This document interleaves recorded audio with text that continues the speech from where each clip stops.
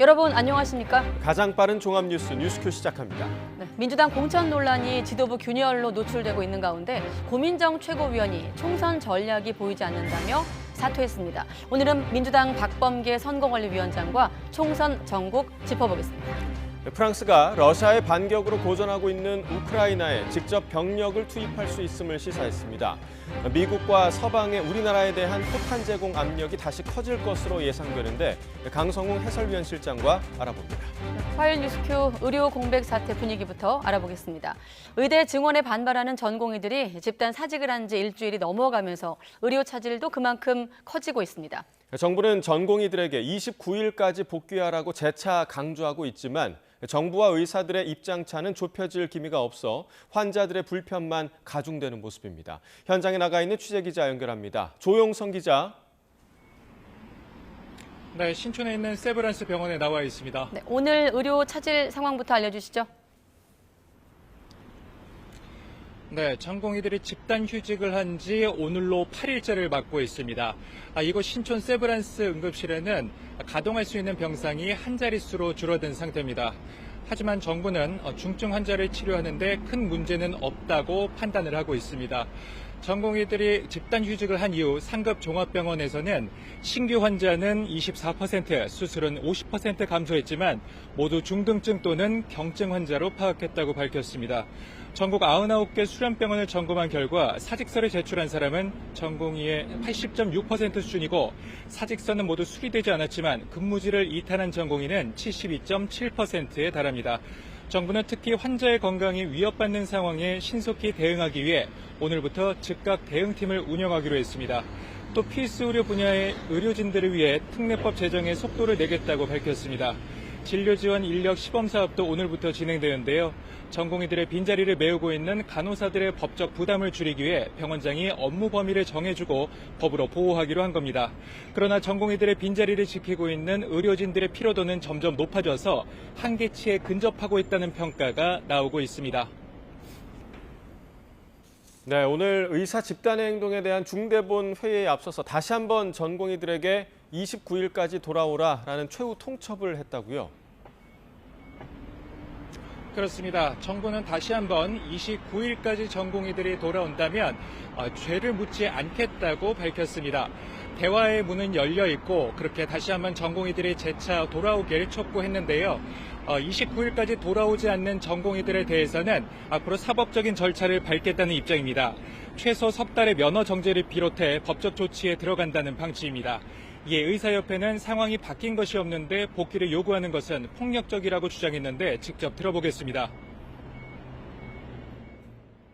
전공의들이 자신의 미래를 포기한 이유가 하나도 교정되지 않은 현 상황에서 그들에게 다시 의협을 이어가라고 말하는 것은 권유가 아니라 폭력입니다. 양측이 큰 틀에서 대화에 열려있다는 입장이지만 의사협회는 대화 조건으로 원점 재검토를 요구하고 있고 정부는 의대 증원 2,000명이 최소 인원이라고 강조하면서 접점을 찾기는 쉽지 않아 보입니다. 지금까지 신촌에 있는 세브란스 병원에서 YTN 조용성입니다. 네, 이렇게 전공의들의 집단 행동이 길어지면서 가뜩이나 인력이 모자랐던 비수도권 병원, 그야말로 초비상입니다. 네, 진료할 의사가 없어서 응급실 가동률을 낮췄고 환자를 2차 병원으로 보내며 견디고 있지만 언제까지 버틸 수 있을지 막막한 상황입니다. 현장 취재기자 연결합니다. 김근우 기자. 네, 경북대병원에 나와 있습니다. 네, 10,000명 가까운 전공의들이 현장을 떠난 건데 대구 상황도 전해주시죠. 네, 제가 있는 경북대병원은 대구와 경북 지역의 권역 응급의료센터인데요. 아직 눈에 띄는 문제는 뚜렷하게 없는 상태입니다. 집단행동 첫날부터는 혼란이 상당했었는데요. 대학병원 대신 2차 병원이 진료 수요를 받아내면서 조금씩 안정을 찾아가는 모습입니다. 하지만 여전히 대학병원 진료가 필요한 응급 환자나 중증 환자들의 우려가 큰데요. 대구에서는 대학병원 6곳을 포함해 10개 수련병원에서 800명 넘는 전공의들이 근무하고 있었습니다. 병원마다 조금씩은 다르지만 이들 가운데 80% 이상, 많게는 90%가 병원을 이탈한 거로 파악됐습니다. 이 때문에 평소의 절반 수준까지 진료를 줄이면서 응급이나 중증이 아닌 수술은 대부분 연기됐고요. 응급실 가동률도 평소의 절반 정도로 떨어졌습니다. 생명이 걸린 상황, 환자와 보호자들의 마음은 다급할 수밖에 없는데요. 이야기 직접 들어보겠습니다. 아니 지금 얼마나 많은 급한 환자들이 많겠어요. 아니 제때 치료를 못 받고 우리는 환자니까 의사를 보러 병원을 오는데 의사들이 없어서 치료를 못 받으면 우리는 어떻게 해요? 생명이 달린 일인데. 이번 주면 전임의와 임상의들의 계약이 끝나는데 이들마저 이탈한다면 사실상 병원 운영이 어렵다는 지적이 많습니다. 특히 대구에서는 환자가 구급차를 타고 여러 병원을 전전하는 이른바 응급실 뺑뺑이에 대한 우려가 큰데요. 소방청 자료를 보면 대구는 이번 사태 전에도 이런 사례가 비수도권에서 가장 많았습니다. 소방당국은 응급의료센터 과밀을 막을 수 있도록 급하지 않은 119 신고는 자제해달라고 당부했습니다. 지금까지 경북대병원에서 YTN 김근우입니다. 네, 의료 공백 8일째 현장 분위기 보셨는데 정부가 이런 공백을 메우려고 하고 있지만 사태가 길어지면서 한계에 부딪히고 있습니다. 공공병원도 포화 수준입니다. 계속해서 임혜진 기자의 보도입니다. 서울대병원은 전체 의사 가운데 전공의가 차지하는 비중이 절반가량입니다. 전공의들이 집단으로 병원을 떠나면서 26개 응급실 병상을 모두 가동하고도 10명 넘게 대기할 정도로 혼란이 극심합니다. 중증 환자 위주로 대처하다 보니 예정보다 빨리 퇴원하는 경우도 부지기수입니다. 그리고 우리 이제 퇴원 날짜가 오늘 26일 날이었는데요. 20일 날 갑자기 퇴원이 이루어지더라고. 퇴원해야 된다고. 그래서 병원 사정을 보니까 인력이 없어가지고. 사태가 갈수록 커지자 정부는 공공병원 진료 시간을 최대로 늘리고 분병원 12곳 응급실을 개방해 대응에 나섰습니다. 하지만 적은 인력으로 몰려드는 환자를 대처하기 역부족입니다. 전공의 17이 사직서를 제출한 국립중앙의료원은 평일 연장 근무에 더해 주말에도 문을 열었습니다. 토요일 하루 동안에만 100명 남짓한 환자가 의료원을 찾았습니다. 의료 공백을 메우는 현장 인력들은 갈수록 힘에 부치고 있습니다. 연장 근무 때문에 굉장히 힘들었다고 하시더라고요. 의사분들 때문에 많이 수술 날짜가 좀 뒤로 늦춰졌다고 하더라고요. 조금은. 아직 100%는 아닌데 어느 조금 타격이 있겠죠. 서울시립 공공병원인 보라매병원도 평소보다 숨가쁘게 돌아가고 있습니다. 지난주 보라매병원 응급실을 찾은 간질성 폐질환 환자는 의사가 없다는 말에 하는 수 없이 발길을 돌려야 했습니다. 보라매병원 왔는데요. 119가 전화를 했더니 여기 응급 환자를 못 모신다고 그래가지고요. 가까운 희면병으로 갔습니다. 지역 공공병원도 사정은 별반 다르지 않습니다. 환자가 막 집중적으로 몰리게 되면 아마도 여기서 받아주냐 안 받아주냐 문제일 것이고 환자 가족이나 이제 그 수술하는 사람들은 불편이 많아요. 상급 종합병원에서 진료를 받지 못한 환자들 발길이 점차 공공의료기관으로 쏠리면서 공공병원의 업무 부담은 갈수록 가중될 전망입니다. YTN 임혜진입니다. 네, 어제 하루 동안 추가로 휴학을 신청한 의과대학생이 500여 명으로 집계가 됐습니다. 교육부 의대 상황대책팀이 전국 40개 의과대학 현황을 파악한 결과 14개 대학 515명이 추가로 휴학을 신청하고 48명은 처리한 것으로 집계됐습니다. 이에 따라 지난 16일부터 26일까지 휴학을 신청한 의대생은 전국에 12,527건으로 동맹 휴학이 허가된 경우는 한 건도 없습니다. 의대생들이 수업을 거부하는 학교는 전날보다 5개 줄어든 6개 학교로 교육부가 각 대학의 수업 거부 학생에 대한 엄정 조치를 요청하기도 했습니다. 네, 윤석열 대통령은 의료개혁은 협상이나 타협의 대상이 될 수 없고 돼서도 안 된다며 거듭 단호한 뜻을 밝혔습니다. 또 의대 2,000명 증원은 최소한의 규모인데 이해관계만을 앞세워 반대해선 안 된다고 비판하기도 했습니다. 대통령실 가보겠습니다. 조은지 기자. 네, 용산 대통령실입니다. 네, 의료계 집단 행동에 대한 우려가 높은 상황인데 윤 대통령 작심 발언한 겁니까? 네, 일주일 전 국무회의에 이어 윤석열 대통령이 의료 개혁을 화두로 다시 한번 공개 발언에 나섰습니다. 17개 시도지사와 교육감까지 처음으로 모인 중앙지방협력회의에서 한층 단호하고 강력한 메시지를 던졌습니다. 윤 대통령은 국민 건강과 생명을 볼모로 집단 행동을 벌이고 국민 생명과 안전을 위협하는 건 어떤 명분으로도 정당화하기 어렵다고 지적했습니다. 의료 개혁은 협상이나 타협 대상이 될 수 없고 돼서도 안 된다며 증원 규모는 2,000명이라고 거듭 못 박았습니다. 의대 정원 2,000명 증원은 이러한 국가의 헌법적 책무를 이행하기 위한 최소한의 필수적 조치입니다. 지금 의대 증원을 해도 10년 뒤에나 의사들이 늘어나기 시작하는데 도대체 언제까지 어떻게 미루라는 것입니까? 네, 윤 대통령은 의료계를 향해 불편한 마음도 감추지 않았습니다. 우리나라 고령 인구 증가 속도는 OECD 평균의 1.7배로 빠르고 앞으로 더 심각해질 수 있는데 과학적 근거 없이 직역 이해관계를 앞세워 반대하는 건 받아들이기 어렵다고 비판했습니다. 의료소송 부담을 완화하는 특례법을 추진하고 또 필수 의료체계 보상을 강화하는 등 의료계 요구를 전폭적으로 수용했는데도 집단행동으로 현장 혼란이 발생해 안타깝다고도 말했습니다.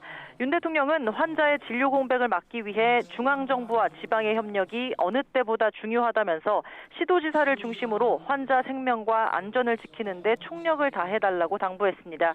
지금 이 시각에도 청와대 영빈관에선 국민안심, 의료 대응을 주제로 회의가 한창입니다. 중앙과 지방이 응급의료체계를 유지하고 중증 환자 중심으로 진료 지연이 발생하지 않도록 공조를 강화할 수 있는 대책을 논의하고 있습니다. 지금까지 용산 대통령실에서 YTN 조은지입니다. 네, 보신 것처럼 의료 대란 우려 갈수록 커지고 있습니다. 이 병원을 떠난 전공의들 빈자리를 전임의와 교수들이 채우고 있지만 이 또한 한시적입니다. 이달 말에 계약이 끝나는 전임의들 역시 전공의에 이어서 병원을 떠날 가능성이 제기되기 때문인데요. 이 전공의와 전임의 어떻게 다른 건지 짚어보겠습니다. 자, 의과대학을 졸업한 의대생들이 국가고시에 붙으면 의사 면허를 취득하게 되죠. 이후에 바로 개원을 한다면 일반의로서 전문 진료과가 없는 일반 의원을 개원할 수 있습니다. 그러나 이런 경우보다는 숙련된 의사가 되기 위한 수련 생활을 시작하는 경우가 많죠. 대학병원에서 흔히 인턴이라고 부르는 수련의 생활을 1년 동안 하면서 여러 가지 진찰과를 경험하게 됩니다.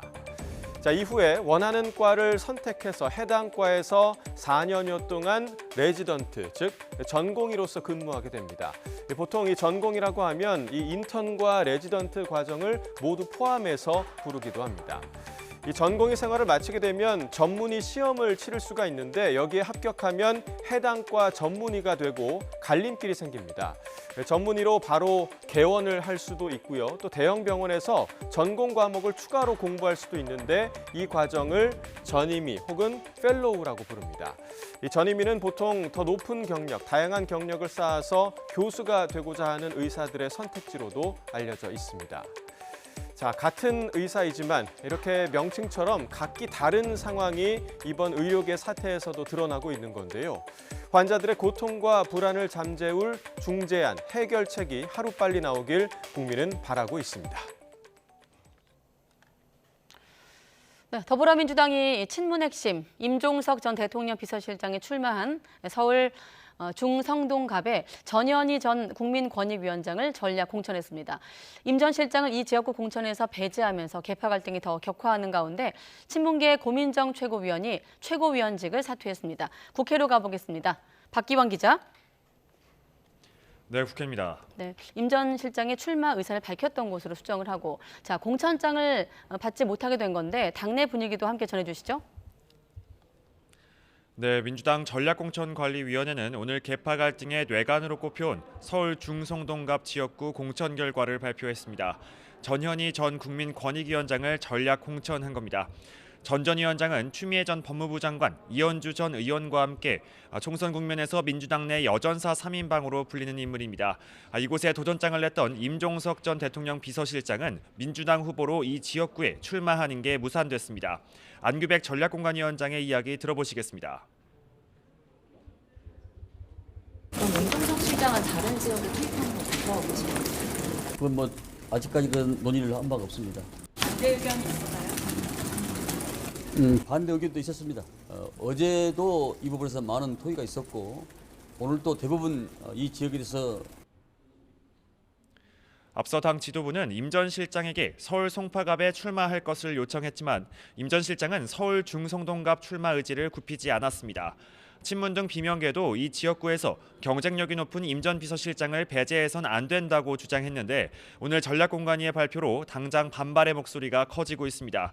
어제 최고위원회에 불참했던 고민정 최고위원은 당직에서 사퇴했는데요.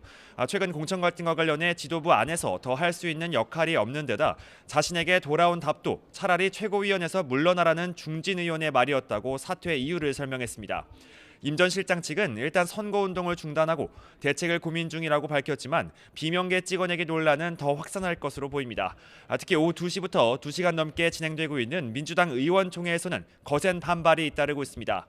홍익표 원내대표는 하위 20% 평가 내용을 열람하게 해달라는 요구에 이명백 공관위원장이 거부했다며 매우 유감이라고 공개 저격하기도 했습니다. 이어진 비공개 의총에선 조정식 사무총장이 정체불명의 여론조사와 관련해 간단한 사실관계 조사 결과를 설명했고 이후 자유 발언이 이어지고 있습니다.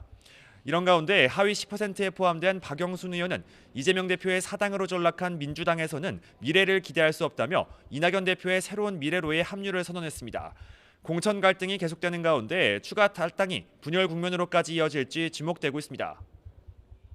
네, 지금 박범계 선관위원장이 마이크를 차고 계시기 때문에 바로 여쭤보기로 하고 이번에 여당 분위기도 알아보겠습니다. 자, 친윤 인사들이 잇따라 후보로 확정된 걸 두고 희생이 없다 이런 비판이 나오고 있더라고요. 네, 그렇습니다. 어제 권성동, 이철규 의원 등을 단수 공천한 것을 두고 당 안팎에서 논란이 이어지고 있습니다. 이원모 전 대통령실 인사비서관이 상대적으로 여당 지지세가 강한 경기 용인갑 후보로 정해진 걸 놓고도 뒷말이 나왔습니다. 경선을 치른 지역구 현역 의원들도 모두 생환하면서 주류, 중진 의원들의 희생이 없는 무감동 공천이라는 지적이 제기된 겁니다. 지도부는 후보들의 경쟁력을 고려한 결정이라는 입장을 분명히 하고 있는데요. 한동훈 비상대책위원장은 자신은 물론 장제원 의원도 불출마하지 않았느냐며 공천 과정에서 개파 방향성은 보이지 않는다고 선을 그었습니다. 직접 들어보시겠습니다. 어떤 특정한 집단을 쳐내는 식의 그런 식의 피를 보는 공천? 이재명 대표가 하고 있는 거죠. 그걸 바라시나요? 그게 정상적인 정치입니까? 감동적인 공천이라는 거는 조용하고 승복하는 공천이라고 생각합니다. 국민의힘은 전국 지역구 253곳 가운데 190곳이 넘는 지역의 후보 선정 방식을 확정했습니다. 하지만 당 지지세가 강한 대구 경북과 서울 강남권 공천은 속도 조절에 나선 모습인데요.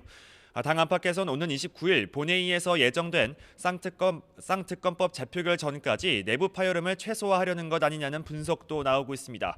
국민의힘은 또 인적 쇄신, 세대 교체가 없다는 비판을 의식해 국민 추천제 방식을 통해 새 인물을 선정하는 방안을 검토하고 있습니다. 이후 경선 결과가 나오면 자연스레 무감동 공천이란 지적이 희석될 것이란 기대도 나오고 있습니다. 이런 가운데 박민식 전 보훈부 장관은 전열을 가다듬는 게 우선이라며 서울 영등포울 당내 경선을 포기하고 박용찬 전 당협위원장에 대한 지지를 선언했습니다.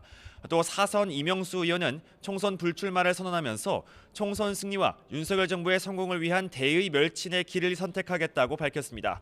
한 위원장은 이에 대해 이 의원의 용기와 헌신을 기억하겠다며 목련이 피는 4월 국민의 마음을 얻겠다고 답했습니다.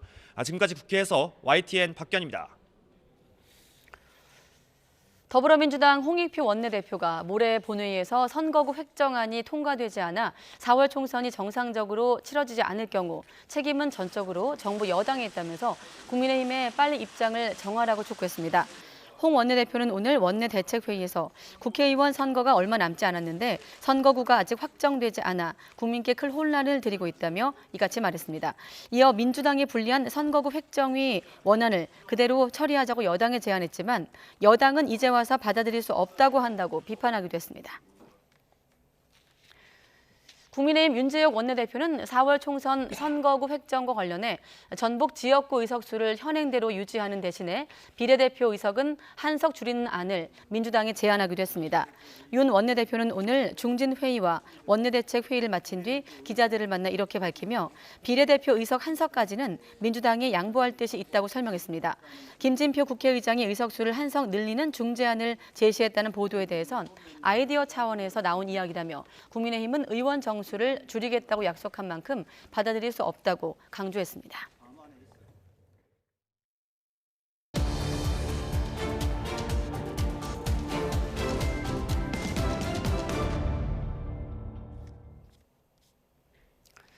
네, 4월 총선을 불과 40여일 앞두고 민주당 내부의 갈등이 이렇게 확산하고 있습니다. 임종석 전 청와대 비서실장의 서울 중성동갑 출마 배제에 따른 여파에도 관심이 쏠리고 있는데요.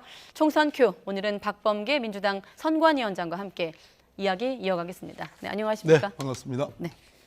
선관위원장이신 거잖아요. 네, 선거관리위원장. 네, 낯섭니다. 네, 어떤 점에서 낯서신 건가요?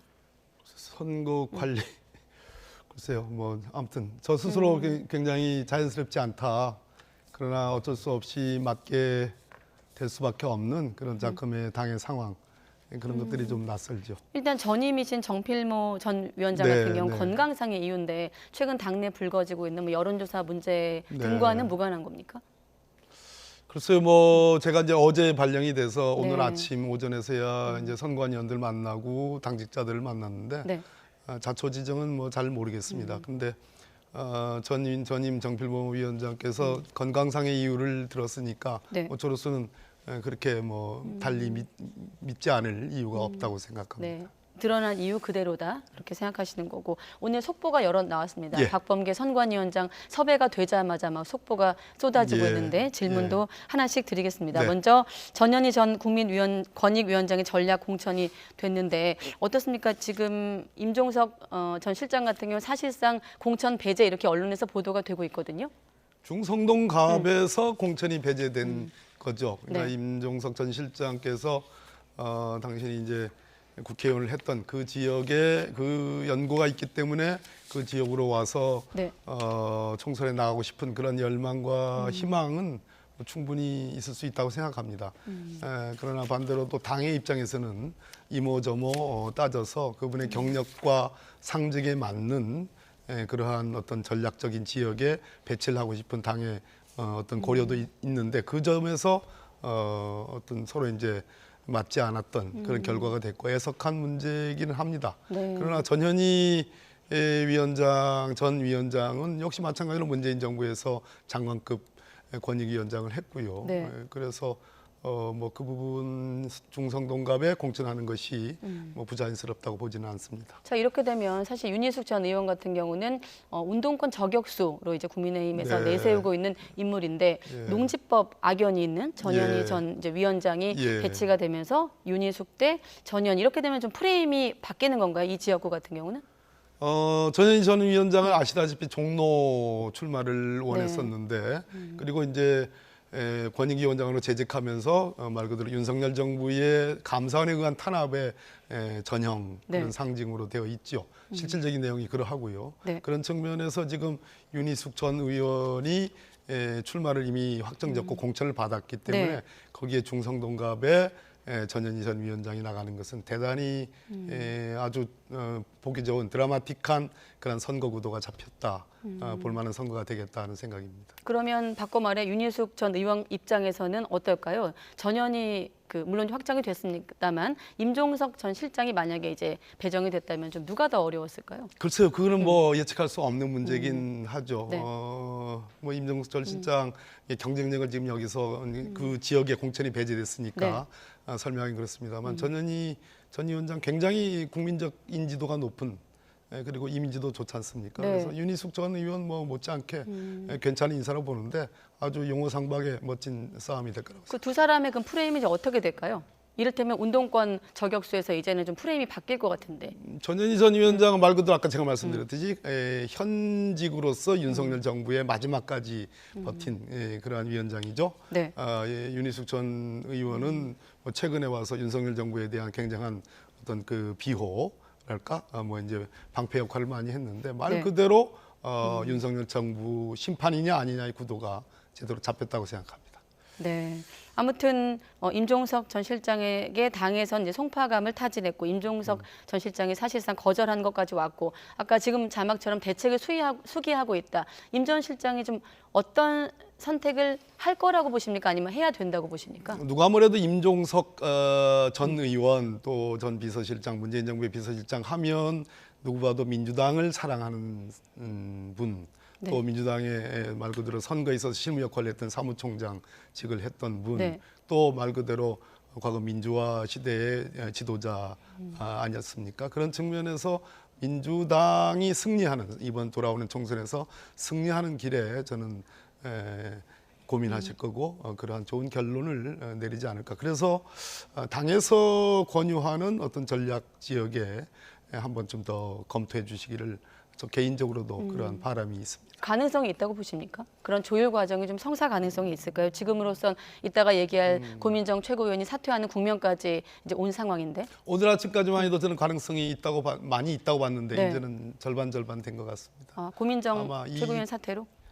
그렇습니다. 그것도 그렇고 예. 이제 중성동갑에서 확정이 이렇게 되면서 네.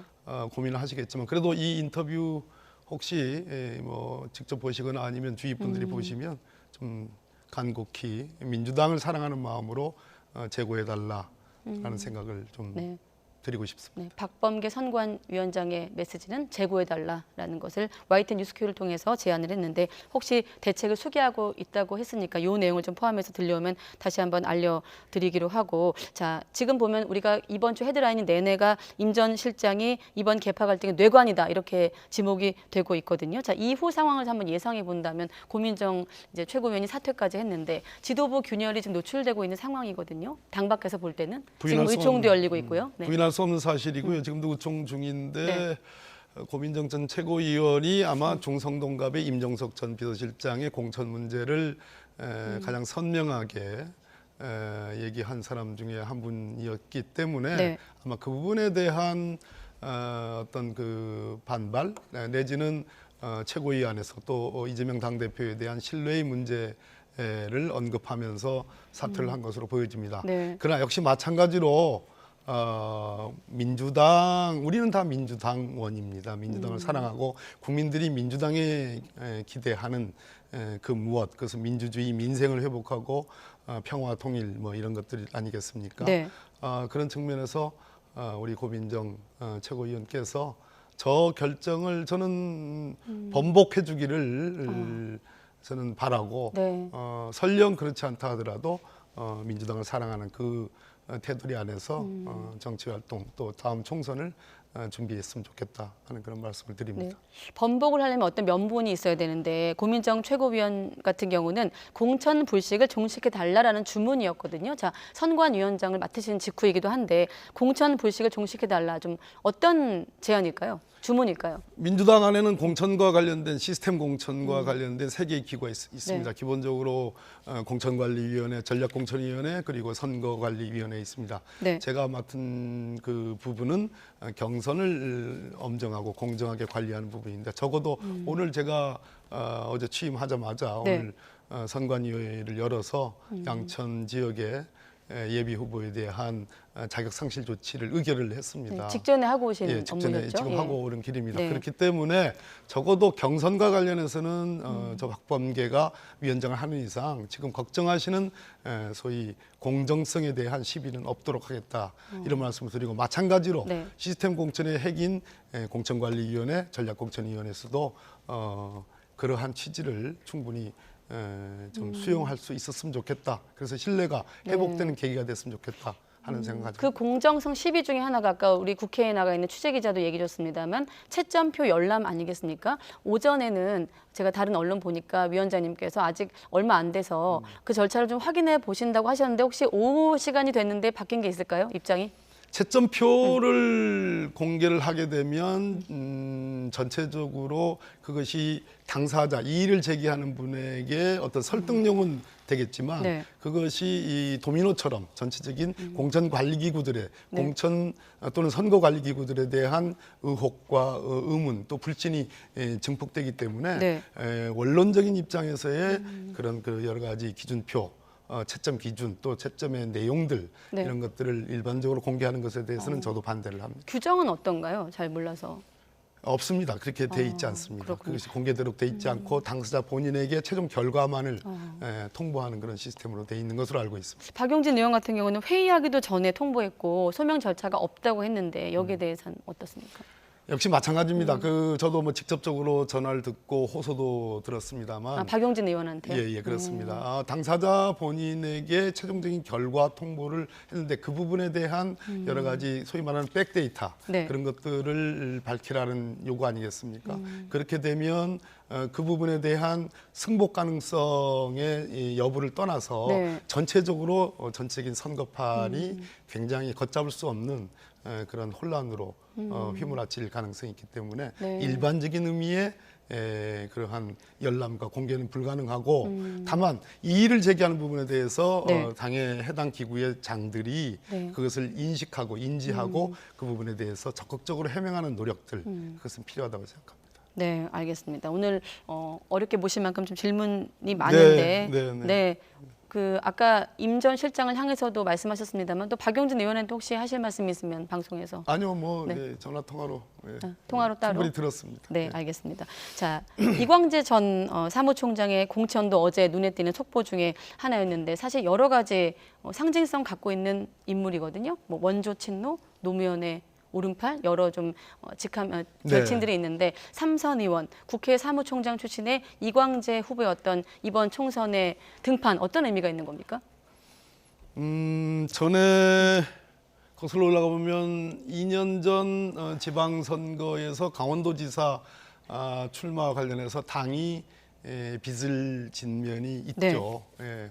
그런 부분에 대해서 저는 이번에 분당갑이 민주당의 뭐 호락호락한 좋은 지역이 아니기 때문에 또 더군다나 지금 현역 의원이 안철수 의원 아니겠습니까? 그분은 지난번에 대통령 후보였고요. 나중에 이제 뭐 사퇴를 했습니다만 그렇기 때문에 험지라고 민주당 입장에서는 험지라고 일단 볼 수 있는 거고 그 지역에 당사자 본인이 전략 공천되고 그것을 수용하는 것은 저는 용기 있는 행동이다 이렇게 생각합니다. 안철수 의원 입장에서 견제한다면 이광재 전 지사의 어떤 점이 좀 가장 견제가 될까요?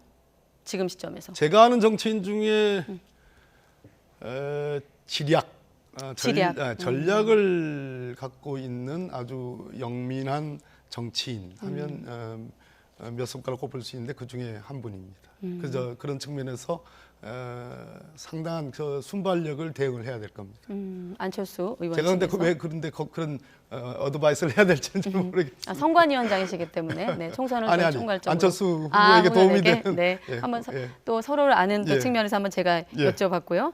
또 이런 잡음 때문인지 아무튼 뭐 더 잘하시겠습니다. 여론의 추이가 좀 민주당에 불리하게 나오고 있거든요. 민심은 좀 어떻게 예상하십니까? 전상적으로 여러 데이터들이 그렇게 나오고 있는 건 틀림없는 사실이고. 다만 변명할 수 있다면 2월 소위 공천 과정에서 이 소리는 민주당이 더 높은 건 맞고 국민의힘은 거의 뭐 무풍지대 아니겠습니까? 그것을 자랑으로 삼던데 그래서 이게 자랑이 될는지 용액관 또는 내지는 말 그대로 현역 불패의 무감동한 전혀 무감각한 그런 공천을 하고 있는데 그런 측면에서 우리 당에 시끄러움이 있으나 그것은 좋은 선량을 뽑기 위한 어떤 민주적 질서 속에서의 진통의 한 과정이다. 또 하나 지금 나오는 여론조사들이 대단히 보수 과표집이 대단히 높습니다. 그런 측면을 잘 분석을 해야 될 텐데요. 결론은 3월달 여론이 중요하지 않느냐. 공천이 거의 마무리되는 시점에서. 공천 마무리되는 시점까지 여론 추이를 좀 봐야 된다 이런 그렇습니다. 말씀이시고. 그러나 이번 선거가 윤석열 대통령, 윤석열 정부가 이끄는 소위 경제 폭망, 민생의 어려움 그리고 남북관계에서 위기로 치닫고 있고 또 여러 가지 민주주의와 인권의 후퇴 이런 부분에 대한 우리 시민 국민들의 어떤 확고한 어떤 비판, 심판은 저는 밑바닥 정서에서 여전하다 이렇게 말씀드리겠습니다. 근데 아직은 좀 뭐 3월 보셔야 된다고 말씀하셨습니다만 아직 그런 메시지가 민주당에서 나오기보다는 잡음이나 공천 국면인데 이게 끝나면 그런 메시지가 나올까요? 전년을 정비해서 당연히 당이 화력을 집중해야 될 요소라고 생각합니다. 네, 알겠습니다. 저는 박범계 의원이 개인적으로 좀 웃으시면 좀 불안한데 네. 혹시 방송에서 또 웃으시면 어떡하나 네, 네, 싶은데 네, 아까 한동훈 네. 비대위원장 그 발언 때 또 약간 미소를 지으셨거든요. 조용하고 승복하는 공천이다 했을 때 어떤 의미의 미소였나요? 결국은 저를 또 웃음을 짓게 만드시네요. 크게 웃으시면 제가 불안합니다. 네. 아유 불안해하실 거 없습니다. 언어를 좀 아꼈으면 좋겠다 이런 말씀도 하셨고요. 한동훈 비대위원장을 향해서 여러 좀 예전에도 설화도 있으셨던 인연도 있고 한동훈 비대위원장의 지금의 공천 국면은 어떻게 평가하십니까? 무풍이죠. 바람이 전혀 없는 또 집권 여당의 힘이 작용하는 것 같고 또 한간에는 뭐 제가 그렇게 정확히 진단하는 건 아니지만 캐비넷 얘기도 있습니다. 대검찰청 캐비넷 얘기도 그런 것이 뭐 사실인지 여부는 분명하지 않습니다만 그러나 역시 두고 봐야 될 것은 TK와 아까 그 자막에도 나왔듯이 여당의 절대 우세한 강남 지역의 공천 문제가 아직 남아있기 때문에 저희들 입장에서는 일부 지적하는 것처럼 내일 있을 내일인가요? 29일이 내일이죠. 소위 말해서 김건희 특검법 등의 재의결 절차의 방탄용 아닌가 하는 그러한 의심이 없잖아 있습니다. 그러면 지금 어떻습니까? 국민의힘의 전반적인 공천에 대해서 무음 공천이다. 그렇습니다. 앞으로 좀 무음, 무풍, 무감동 뭐 그런 거 아니겠습니까? 조용하고 승복하는 공천이라는 한동훈 비대위원장의 표현에 대해서는 어떻게 보십니까? 글쎄요, 조용한 민주주의가 조용한 건가요? 일단 정당제도라는 것이 조용한 제도의 설계가 아니거든요. 정당제도는 그 안에서 정당민주주의를 구가하고 정당민주주의는 서로 다른 목소리들이 치고받으면서 그러나 최종적으로 결론에 수렴하는 그 과정이 정당민주주의고 정당민주주의를 발현시키는 것이 선거제도인데 그런 측면에서 우리 민주주의 교과서에 나오는 말과는 다릅니다. 네, 말씀 나온 김에 사실 야당의 어떤 공천 국면은 집권 여당보다는 시끄러운 게 사실 맞는 건데 이번이 좀 유난스러운 겁니까? 원래 이랬습니까? 어떻게 보십니까? 저도 여러 번 선거에 출마했고 이제 사선에 도전을 하는 거니까 비교하는 이번 선거는 언론이 더 시끄러운 것 같습니다. 시끄러운 것 같다. 언론이 더 시끄러운 것 같다. 언론이 어떤 의미인가요? 네. 그냥 이해하시는 대로 느끼시는 대로 그렇게. 야당에 좀 불리한 지형이라고 보십니까? 저는 그렇게 느낍니다. 언론의 구도가 언론이 좀 시끄럽다는 말씀도 들어봤는데 한 가지 끝으로 국민의힘에서 최근 보면 한강벨트 표심 공략에 좀 자신감을 내비치고 있거든요. 선관위원장 맡으셨는데 아까 우리가 얘기했던 뭐 중동, 성동 을 지역도 있었고요. 마포갑, 양천갑 다 포함해서 한강벨트는 어떻게 좀 보시는지. 수도권 표심이라고 좀 말씀드릴까요? 수도권 표심 뭐 제가 우리 당에 소위 이제 전략위원회를 들어가서 1년 반 쭉 봐왔는데요. 뭐 들쑥날쑥합니다만 전체적으로 윤석열 정부에 대한 심판 분위기는 여전합니다. 지금부터가 문제라고 생각하고 물론 한강벨트가 최대의 격전지가 될 것은 틀림없지요. 틀림없고 지난 2년 전에 대통령 선거와 지방선거의 소위 여론조사 데이터와 현재 불리하다고 말씀하신 그 데이터의 어떤 세부 내용을 잘 따져보면 저희들로서는 지금부터 잘하면 저희들로서는 좋은 승부, 이기는 승부로 간다고 저는 생각합니다. 네, 단답형으로 지난번에 49개 중에 8석이 국민의힘이었거든요. 비슷할 걸로 보십니까? 아니면 그 이상? 민주당 입장에서? 네. 너무 어려운 질문인데요. 지금 잘 해야죠. 네, 알겠습니다. 어려운 질문에 대한 답변까지 듣고 마무리하겠습니다. 박범계 민주당 선관위원장과 함께했습니다. 고맙습니다. 네, 반갑습니다.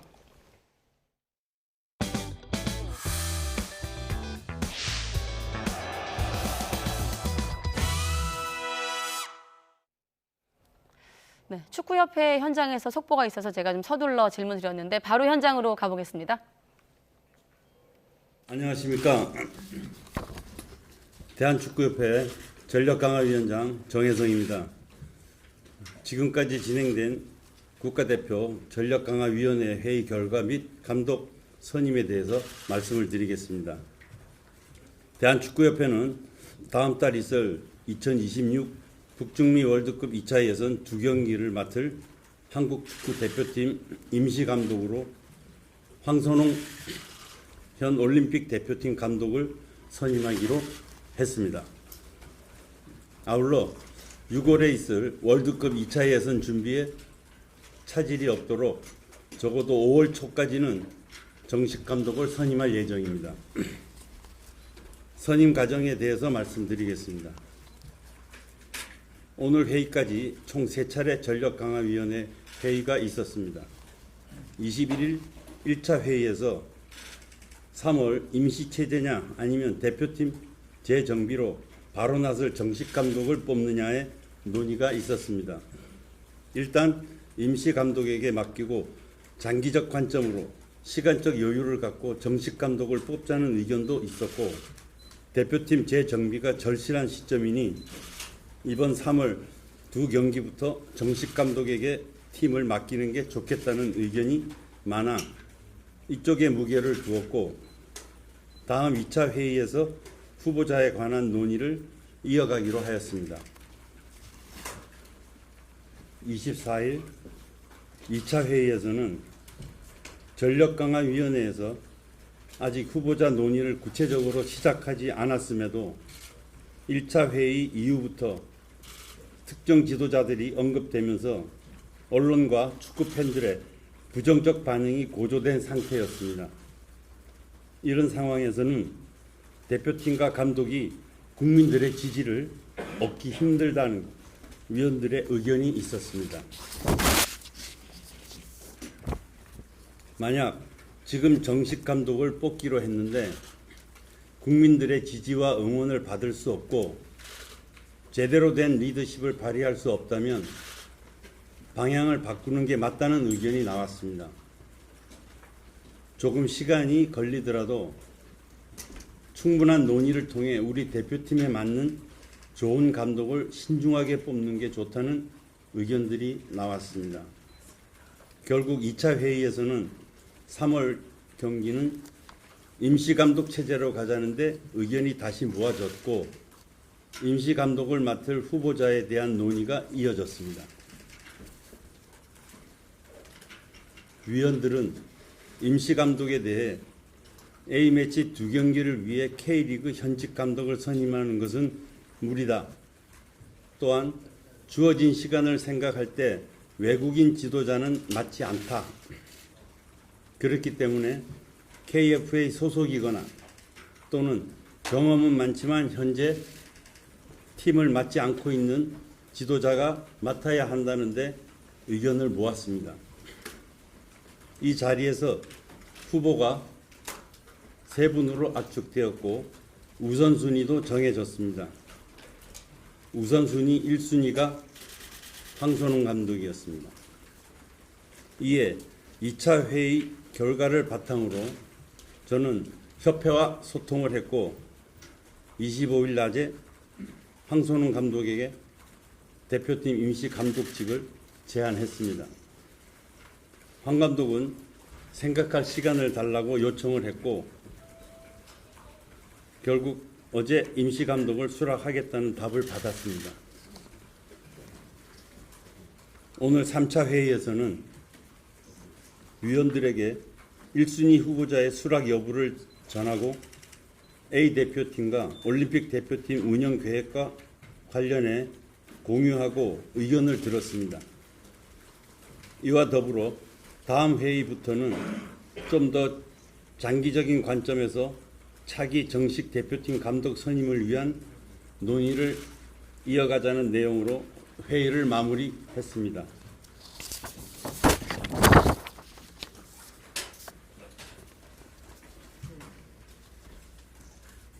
자, 다음으로 지난 2차 회의에서 황선홍 감독이 최우선 후보로 정해진 이유에 대해 말씀드리겠습니다. 다른 나라 협회에서도 필요한 경우 A 대표팀 감독이 23세 이하 팀을 동시에 역임하는 사례들이 있었습니다. 전력강화위원회가 황선홍 감독을 1순위로 꼽은 것은 황 감독이 올림픽 대표팀을 맡는 협회 소속 지도자이고 아시안게임 우승으로 최근 성과도 보여줬으며 국제대회 경험, 아시아 축구에 대한 이해도 또 갖췄다는 점입니다. 이와 함께 위원들은 파리올림픽 예선을 준비하는 과정에서 황선홍 감독이 A대표팀 임시 감독을 해도 무리가 없는지 다각도로 검토했습니다. 그리고 만약 본인이 일시적으로 2개 팀을 맡을 의향이 있고 2개 팀을 운영하는 나름의 구상이 있다면 최우선으로 검토해야 할 후보라는 데 의견을 모았습니다. 한편 감독과 협의한 3월 A대표팀과 올림픽 대표팀의 운영 계획에 대해 간략히 말씀드리겠습니다. 황선홍 감독은 3월 18일 소집부터 3월 26일 태국 원정까지 A대표팀을 맡게 됩니다. 그 기간에 올림픽 대표팀은 중동에서 열리는 친선대회에 출전하는데 해당 기간 동안 올림픽 대표팀은 황선홍 감독을 제외한 기존 코칭 스태프가 팀을 맡게 될 예정입니다. 황선홍 감독이 임시 지휘봉을 잡은 A대표팀은 별도의 코치진들로 팀을 꾸려질 예정입니다. 황선홍 감독은 태국과의 2연전을 마친 후 올림픽팀 매진하게 되며 4월 카타르에서 열리는 올림픽 최종 예선을 준비하게 됩니다. 한편 국가대표 전력강화위원회는 조만간 대표팀 정식 감독 선임 작업에 들어갈 것입니다. 이제는 시간을 갖고 정식 감독을 선임하기로 했기 때문에 전력강화위원회들과 깊이 있는 논의가 필요하다고 생각을 합니다. 즉, 현재 우리 대표팀에 필요한 것이 무엇이고 우리 대표팀은 어떤 축구를 지향해야 하는지, 한국 대표팀에는 어떤 스타일의 지도자가 필요한 것인지 전력강화위원회가 한 번 더 확인할 것입니다. 그리고 대한축구협회는 한국 축구를 대표하는 기술 철학이 필요하다는 데 공감하고 연구에 착수, 거의 최종 결과물이 나온 상황입니다. 전력강화위원회들과 해당 기술 철학 연구의 결과물도 공유해 감독 선임 논의에 반영될 수 있게 할 것입니다. 참고로 협회에서 정립 작업 중인 기술 철학은 피파와 콜라보레이션으로 진행되고 있으며 제2차 전력강화위 회의에서도 감독 파트에 대해 위원들과 공유한 바 있습니다. 전력강화위원회는 이런 논의를 통해 2026년 북중미 월드컵을 내다보면서 우리 대표팀의 경기력을 한 단계 더 끌어올리고 국민들에게 다시 믿음과 희망을 줄 수 있는 대표팀 정식 감독을 선임하도록 하겠습니다. 지난 3차례 회의처럼 향후에도 심도 깊은 회의를 이어가면서 어떤 선입견을 갖거나 외압을 받지 않고 투명한 절차를 거쳐 축구 대표팀이 잘 운영될 수 있는 환경을 만들겠습니다. 이상으로 국가대표 전력강화위원회 결과를 말씀드렸습니다. 네, 전에 정혜성 전력강화위원장의 설명을 직접 들으셨는데 발언 속에 깊은 논의, 장기적 관점, 시간이 걸리더라도 이런 표현이 많은 걸 봐서 고민이 깊었던 것으로 보입니다. 자, 황선홍 임시감독이 선임이 됐고 북중미 2차 예선 2경기, 태국과의 경기를 말하는 것 같은데 이를 담당할 것이다라는 발표와 함께 5월 초까지 정식 감독을 선임하겠다는 내용도 있었습니다. 조금 시간 걸리더라도 충분한 논의를 통해서 정식 감독을 결정하겠다. 특히나 황선홍 감독이 3월 18일 소집부터 26일 태국 원정까지 맡게 됐다는 설명까지 있었습니다. 앞에 잠깐 못 들은 내용도 있고 정리가 되면 여러분께 다시 속보로 전하기로 하고 언론의 예상과는 조금 빗나간 부분도 있고요. 추가 속보 이어지는 뉴스에서 확인하시기 바랍니다. 네, SPC그룹 파리바게트 제빵기사 노조 탈퇴 강요 의혹을 수사해온 검찰이 SPC 황재복 대표 이사의 사전 구속영장을 청구했습니다. 황 대표는 부당 노동행위와 함께 검찰 수사관에게 향응을 제공하고 허영인 SPC 회장 수사 관련 정보를 빼내는 데 관여한 혐의도 받고 있습니다. 취재기자 불러보겠습니다. 백종규 기자.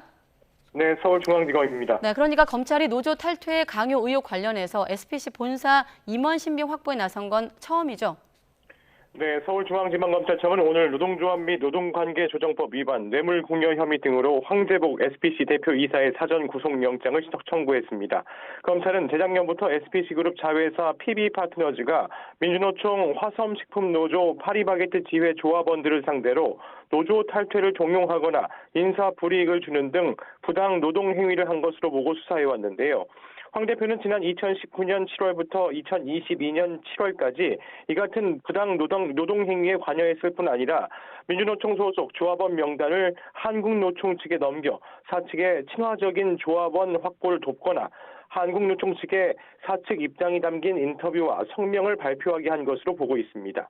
실제 당시 민주노총이 갈등 조장 행위를 한다는 등의 사측 입장을 대변하는 듯한 인터뷰가 언론을 통해 나오기도 한 것으로 전해졌습니다. 앞서 검찰은 지난해 12월 황 대표를 피의자 신분으로 불러 조사했고 그보다 앞선 지난해 10월에는 허영인 SPC 회장에 대한 강제 수사도 벌였습니다. 황 대표는 또 지난 2020년 9월부터 지난해 5월까지 검찰 수사관에게 향응과 금품을 제공한 혐의도 받습니다. 검찰은 재작년 허영인 SPC 회장의 배임 혐의 등을 수사 중이었는데 당시 SPC 백모 전무와 공모해 검찰 수사관으로부터 압수수색 영장 청구 사실이나 내부 검토 보고서 등 각종 수사 정보를 넘겨왔고 향응 620만 원어치를 제공했다는 겁니다. 검찰은 민주노총 탈퇴 강요 의혹을 수사하다가 백 전무의 휴대전화에서 수사 정보를 빼돌려 황 대표에게 보고한 정황을 포착한 것으로 알려졌습니다. 앞서 지난 24일에는 백 전무와 검찰 수사관 김모 씨가 구속 상태로 재판에 넘겨졌습니다. 검찰은 황 대표의 신병을 확보한 뒤 노조 탈퇴 강요와 수사 정보 거래 의혹 등에 가담한 인사가 더 있는지 확인할 방침입니다. 황 대표에게 구속영장이 청구되면서 SPC 허영인 회장의 소환 조사도 빨라질 수 있다는 전망이 나옵니다. 지금까지 서울중앙지방검찰청에서 YTN 백종규입니다.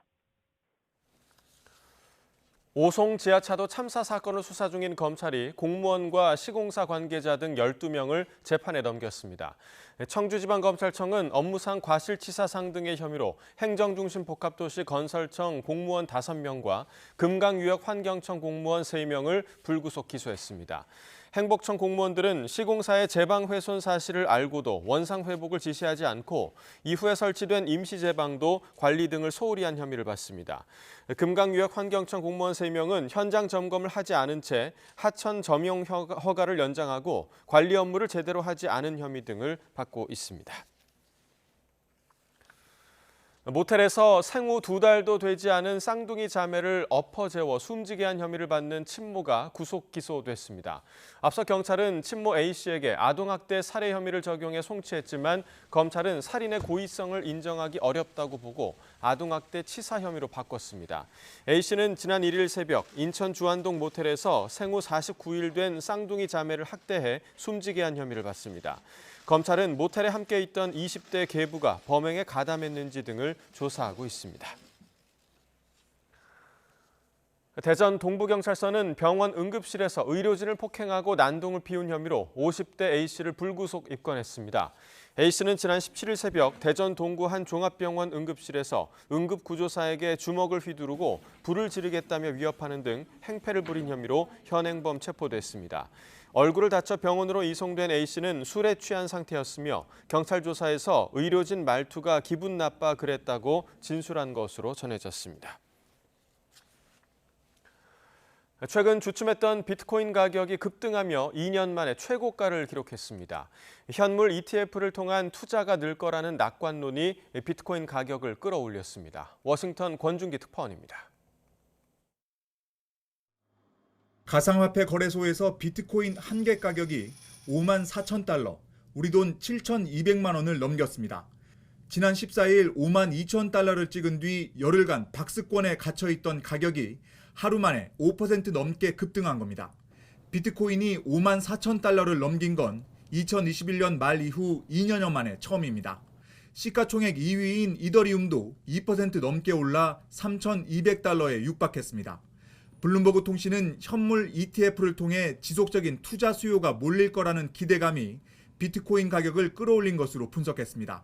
지난달 미국 정부가 비트코인의 현물 ETF를 승인한 뒤 한 달여간 9개 ETF에 몰린 돈이 50억 달러, 6조 6천억 원에 달했습니다. 비트코인만 100억 달러어치 갖고 있는 마이크로 스트래티지의 추가 매입 발표도 비트코인 상승을 이끈 것으로 분석됩니다. 마이클 세일러 CEO는 비트코인 가격이 더 오를 거라며 비트코인 3,000개를 1억 5천만 달러에 더 사들였습니다. And now people are beginning to realize that there's 10 times as much demand for Bitcoin coming in through these ETFs as there is supply coming from the natural sellers who are the miners. 하지만 최근 월스트리트저널은 비트코인이 디지털 시대 금으로 인식되고 있지만 사실은 진주일 수 있다는 칼럼을 실었습니다. 양식이 가능해진 뒤 가격이 떨어진 진주나 아이폰 등장 이후 사라진 블랙베리 폰처럼 새로운 디지털 화폐의 등장으로 비트코인 값이 하락할 수 있다는 겁니다. 칼럼은 비트코인이 희소성과 고유성이 뛰어나긴 하지만 베팅한다면 가능한 소액으로 투자하고 위험을 분산하라는 조언을 덧붙였습니다. 워싱턴에서 YTN 권윤기입니다. 일본 증시를 대표하는 니케이 지수가 장중 39,400선을 처음으로 넘어서며 역대 최고치를 다시 갈아치웠습니다. 니케이 지수는 오늘 오전 10시 15분 전 거래일보다 0.43% 오른 39,404를 기록했고 장중 한때 39,426까지 올랐습니다. 이는 어제 기록한 신고점인 39,388을 다시 넘어선 것으로 3거래일 연속 장중 최고가 경신 행진을 이어갔습니다. 니혼 게이자이 신문은 미국 증시에서 어제 필라델피아 반도체 지수가 상승 마감한 데 따라 반도체 일부에 매수세가 유입됐다면서도 상승폭은 제한적이라고 전했습니다. 4대 금융그룹이 회수할 수 없다고 보고 사실상 포기한 대출 채권이 2조 원에 육박하는 것으로 나타났습니다. KB국민과 신한, 하나와 우리 등 4대 금융그룹의 지난해 말 기준 추정 손실은 1조 9,660억 원으로 집계됐습니다. 재작년 말 1조 3,212억 원에서 1년 새 48.8% 급증해 역대 최대를 기록했습니다. 이렇게 추정 손실이 급증한 원인으로는 경기 둔화와 고금리 장기화로 인한 연체율 상승이 꼽힙니다. 금사과, 또 금배로 불리면서 치솟고 있는 과일 가격이 내려가지 않고 있습니다. 올해 연간 생산량 자체가 줄다 보니 핵과일이 나오는 여름 이후에나 가격이 다소 안정될 것으로 보입니다. 김선희 기자입니다. 천정부지로 가격이 올라 큰맘 먹어야 살 수 있는 사과와 배. 명절이 지나면 내려갈까 했지만 마냥 그 가격입니다. 사과를 항상 먹고 있는데 너무 가격이 비싸니까요. 어떻게 가보니까는 하나에 5,000원도 하더라고요. 그래갖고 안 되겠다 해갖고는 길로 대체하고 있어요. 1년에 한 번 생산되는 사과와 배는 저장했다 출하돼서 생산량이 줄면 가격에 계속 영향을 미치기 때문입니다. 따라서 핵과일이 나오는 올 여름에야 어느 정도 안정될 전망입니다. 7, 8월이면 아오리, 홍로, 양광순으로 이제 사과, 핵과일이 나오기 시작할 텐데요. 금년도 적항이 양호할 경우에는 그 가격은 지금보다 안정될 것으로 전망이 됩니다. 신선과일 가격이 고공행진을 계속하며 냉동과일 수입량은 사상 최대를 기록했습니다. 냉동과일은 해마다 4%씩 성장해 왔는데 지난해는 6만 4천 톤으로 1년 전보다 6% 이상 늘었습니다. 가격도 낮은 편이지만 저장성이 높아 알뜰 소비자들에게 많이 팔리고 있습니다. 냉동과일 중에 블루베리가 가장 많이 팔리고 있고 다음은 망고, 그 이외에도 딸기나 다른 품목으로 수요가 확대되고 있습니다. 정부는 과일 가격이 물가 불안을 부추기는 만큼 수입 과일 물량을 확대하기로 했습니다. 우선 다음 달 말까지 과일 관세 인하 물량 2만 톤을 추가 배정합니다. 또 대형마트도 할당 관세 물량을 받아 과일 가격을 낮출 수 있도록 관련 규정도 바꿀 계획입니다. YTN 김선입니다. 재작년 남성과 여성 근로자의 성별 소득 격차가 2년 연속 확대된 것으로 나타났습니다. 통계청은 이러한 내용을 담은 2022년 임금 근로 일자리 소득 결과를 발표했습니다. 2022년 12월 기준 남자 근로자의 평균 소득은 414만 원으로 1년 전보다 6.5% 늘었습니다. 반면 여자 근로자는 271만 원으로 5.7% 증가했습니다. 중소기업 근로자의 평균 소득은 월 286만 원으로 1년 전보다 7.2% 증가해 관련 통계 집계 이래 가장 큰 폭으로 늘었습니다. 서울시가 서남권의 낙후한 준공업 지역을 융복합 공간으로 바꾸는 서남권 대개조 구상을 내놨습니다. 김포공항 이름을 서울 김포공항으로 바꾸는 방안도 추진합니다. 최기성 기자입니다. 서울 서남권은 1960, 1970년대 구로공단 등이 있는 소비 제조업의 중심지였습니다. 영등포, 구로, 금천, 강서, 양천, 관악, 동작까지 7개 자치구를 묶어 서남권으로 부릅니다. 건축물 노후화와 기반시설 부족 문제 등이 불거지자 오세훈 서울시장은 2008년 재임 때 이른바 서남권 르네상스를 내놓으며 고척동구장 건립 등을 추진했습니다. 10여 년이 흐른 뒤 오 시장이 이번엔 서남권 대개조 구상을 발표했습니다.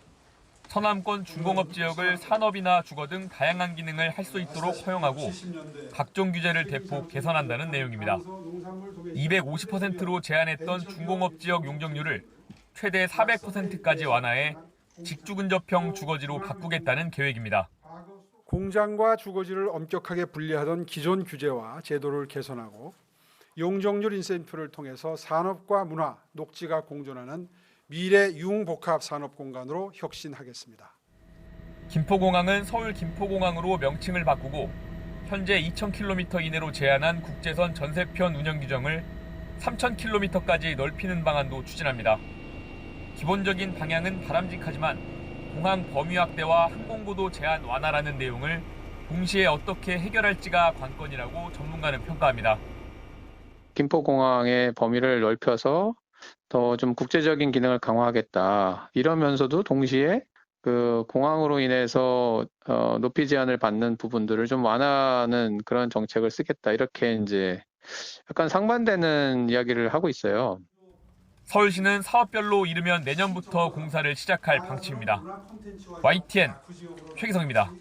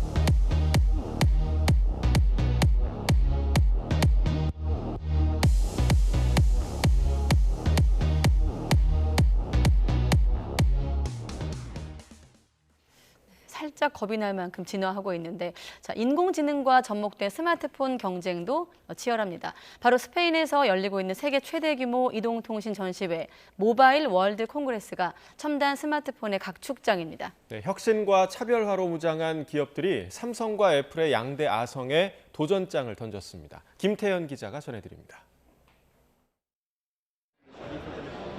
손목에 감을 수도 있고 필요에 따라 자유롭게 구부릴 수 있는 스마트폰. 과거 세계 시장을 선도했던 모토로라의 야심작인 밴더블 폰은 이미 대단한 신기술이 아닙니다.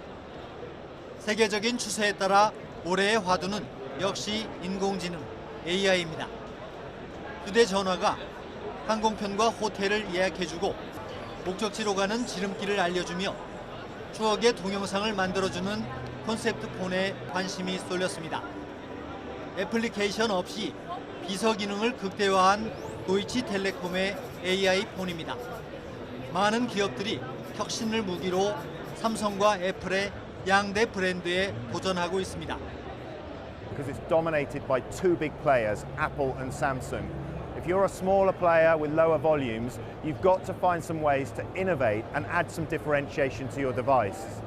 미국의 집중 공격을 받았던 중국 화웨이의 제품은 접사에 특화된 카메라를 장착했습니다. 아주 가까운 거리에서 찍어도 화질이 선명한데 현재는 중국에서만 팔립니다. We put two lens group inside the camera module, which can change their position relatively, which make the camera capable of taking photos anywhere from 5 centimeters to infinity. 화웨이의 세계 시장 점유율은 4% 정도지만 중국에서는 단연 1위 스마트폰 업체입니다.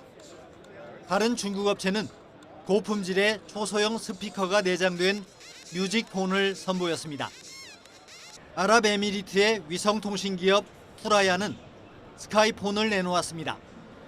강한 충격과 물속에서도 견디는 이 폰의 최대 장점은 위성으로 어디에서든 연결된다는 겁니다. You are going to the sea, you are going to the desert, you are going to the mountain. So all of these adventures, wherever you go, you have that connectivity. 인공지능 활용과 맞물리며 스마트폰 경쟁은 무한대로 치닫고 있습니다. YTN 김태현입니다. 미국 워싱턴 DC에 있는 이스라엘 대사관 앞에서 이스라엘의 가자지구 공격과 미국의 지원에 항의에 분신했던 미군이 병원에서 사망했습니다. 팻 라이더 미국 국방부 대변인은 브리핑에서 비극적인 일이라면서 이같이 밝혔습니다.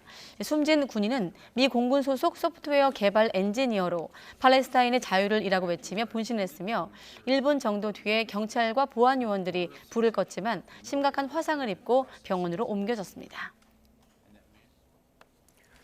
이스라엘과 팔레스타인 무장정파 하마스가 휴전과 인질 석방 협의의 기본 틀에 합의를 이룬 것으로 알려진 가운데 양측이 주요 요구사항을 완화했다는 보도가 나왔습니다.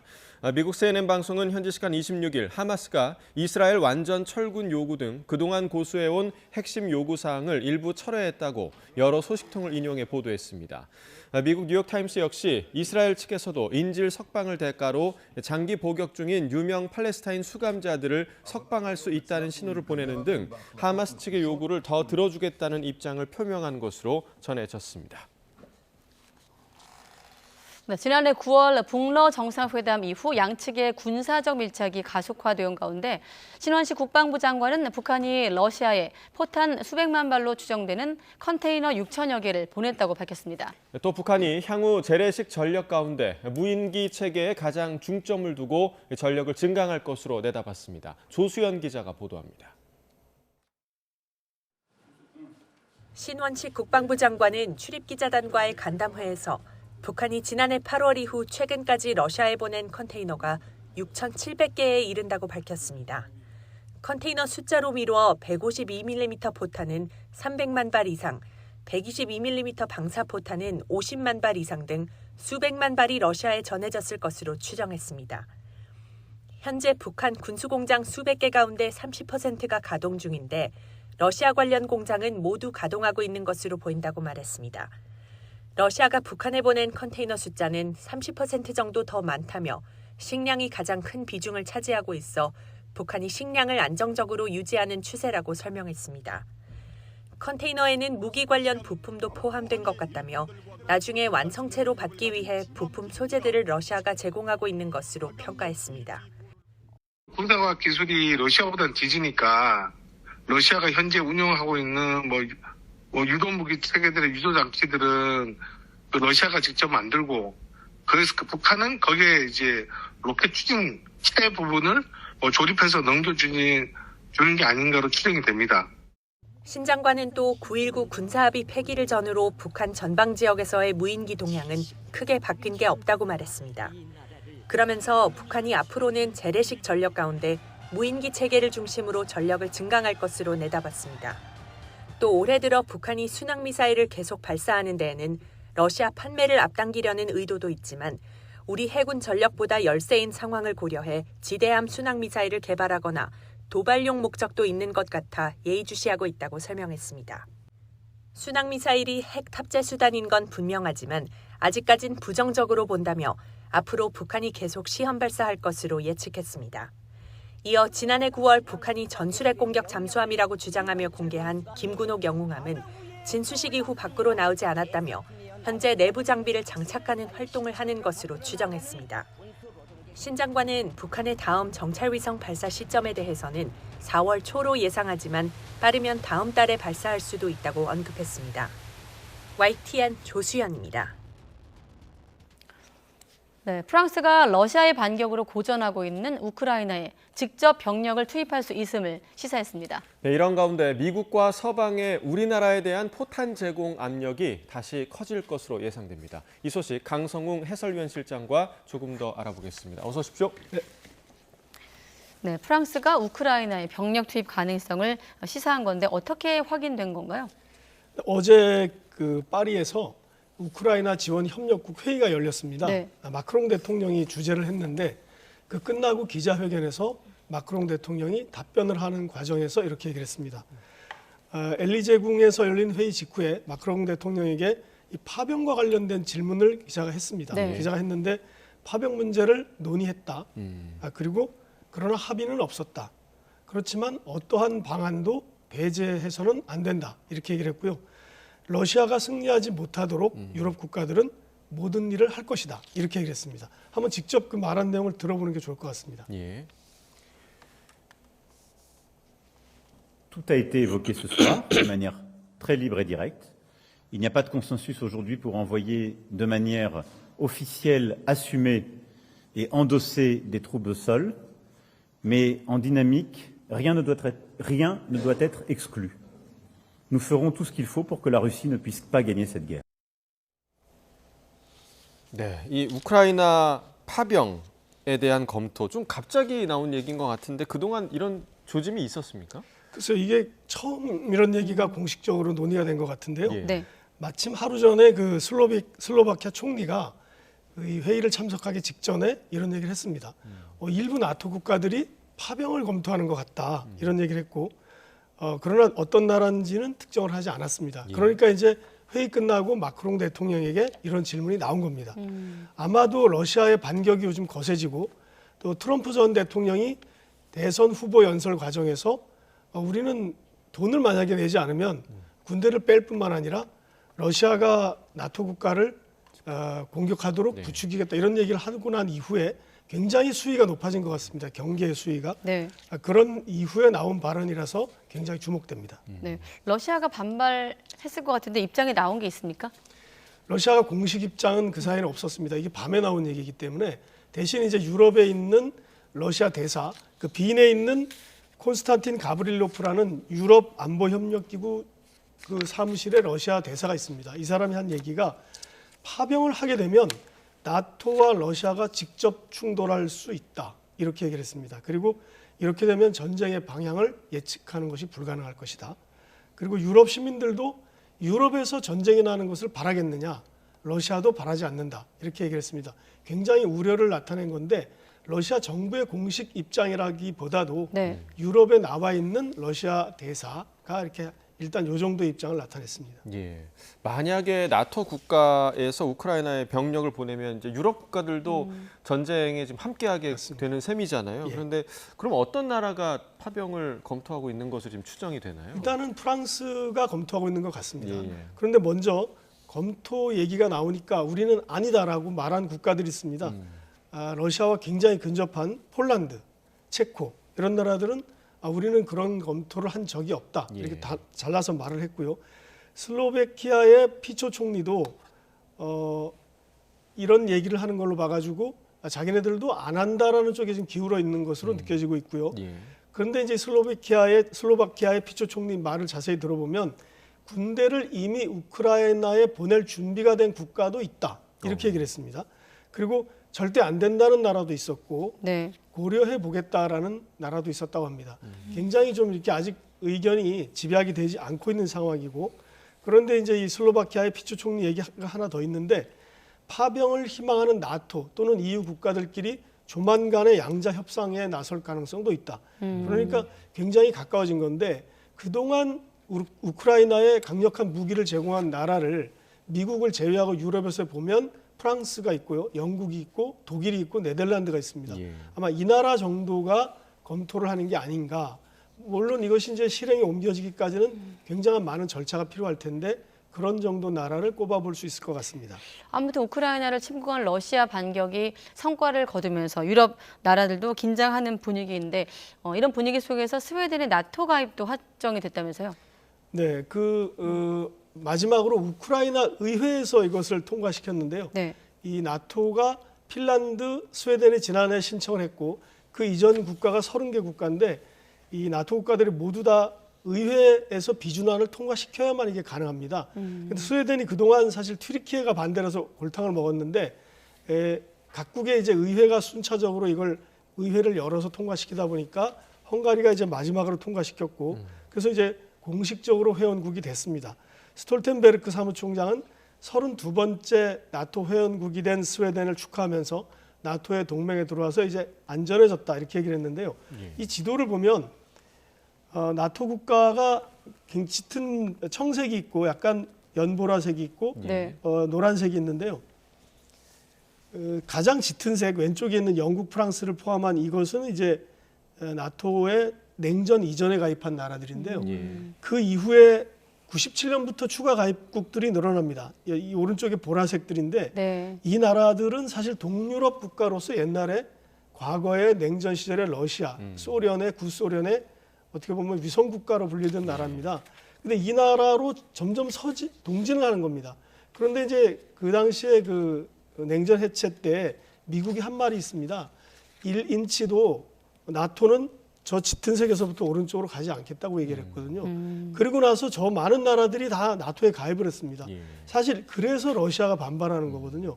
그런데 거기까지 간 뒤에 이번에는 이제 러시아의 책임인데 러시아가 우크라이나 저 하얀색으로 된 지역을 공격하니까 다른 나라들이 이제 안보 위협을 받아서 핀란드와 스웨덴이 이번에 가입 신청을 지난해 해서 지난해 핀란드 그리고 올해 스웨덴이 이제 가입이 됐습니다. 러시아로서는 굉장히 또 포위망이 좁혀든 그런 느낌을 받을 수가 있습니다. 네, 자 스웨덴이 이제 나토 가입이 확정이 됐고 유럽 국가들 중에서도 이제 우크라이나 병력 투입을 검토하는 국가들이 생겼는데 그렇다면 미국은 이 병력 투입에 대해서 어떤 입장인 건가요? 사실 미국은 그동안 굉장히 그 무기만 제공했지 병력을 넣는다는 얘기는 한 적도 없고 지금도 마찬가지입니다. 그리고 이제 미국이 이제 군사고문단 같은 경우를 폴란드나 독일 같은 데 보내거나 독일에 있는 미군이 우크라이나 군을 잠깐 훈련시키거나 어떤 새로운 신장비를 습득시키는 그런 일을 했지만 미군이 병력 투입 차원에서 우크라이나에 들어간 적은 없고요. 앞으로도 그거는 계속 유지될 것 같습니다. 다만 이제 거꾸로 만약에 11월 대선이 굉장히 큰 변수인데 트럼프 전 대통령이 다시 당선이 된다면 무기를 지원하는 것조차 삭감할 가능성이 굉장히 높은 상태죠. 그런데 이 트럼프 전 대통령은 그 전부터 이제 고립주의 경향을 보여왔기 때문에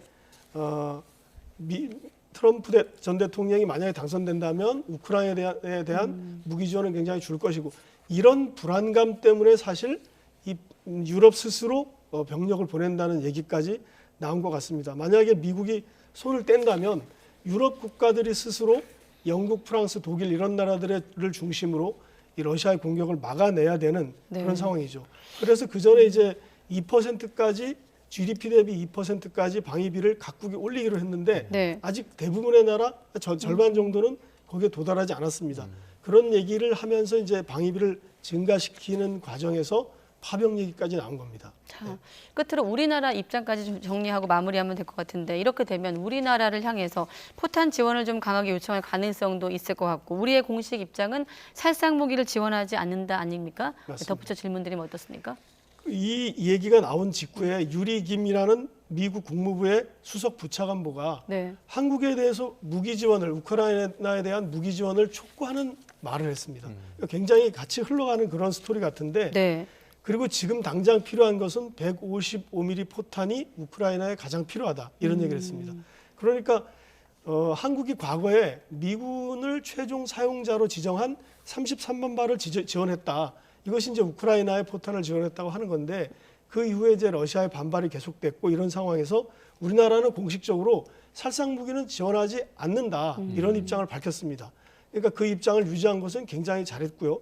그런데 이제 앞으로 다시 7월 달에 워싱턴 DC에서 나토 정상회의가 또 열리는데 아마도 우리나라가 초청받아 또 갈 것 같습니다. 그러면 거기서 다시 미국과 유럽이 우리나라의 포탄 지원을 촉구하는 그런 상황이 될 것 같은데 우리나라 입장에서는 뭐 남북 문제가 중요하고요.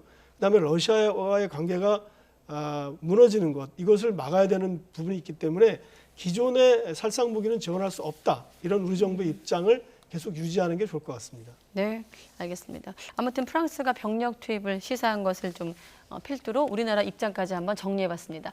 강성웅 해설위원 실장과 함께했습니다. 고맙습니다. 네.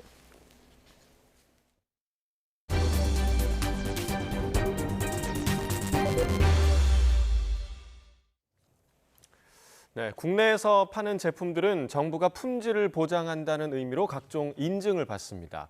이 KS 마크 같은 국가 인증만 해도 250개가 넘는데요.